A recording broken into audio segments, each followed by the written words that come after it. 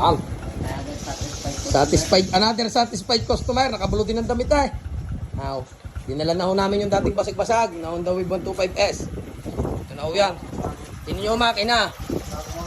Maingay pa ho, electric pa namin eh. Now, yan po yung bagong owner. Satisfied customer, sinisili pa eh. Share out po, share out. Yan po, tuwa po yung mga mekaniko oh. Pintor, ito po yung pintor mekaniko. Yun po yung aming mainiping kasama.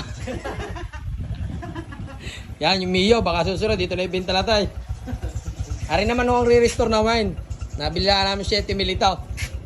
Bibenta namin ng Ito, susunod, baka 10,000 binibenta ho. Ayaw pa daw na may-ari eh. Kumain na tayo, kumain na. Tinulang baka. Tinulang baka o nilaga. Sorry, what. Nakita nyo po yung ganda na aming bundukan, oh. Yan ang Batangas. Biga, kalatagang Batangas po yan. Oh. Kita niyo yung bundok na yun, hindi amin yun. Yo, nakita mo ba yung bundok na yan? Hindi daw. Lahat na natatanong nyo daw, hindi amin. Shara, riwat. Aw. Ayun na, ang may-ari po. Iwan na po namin yan dyan. Maraming salamat po mga kababing garage. Follow nyo po ang aming page. Tsaka FB. Babing Garage. Yun po ang aming mekaniko at pintor. Pinagsama.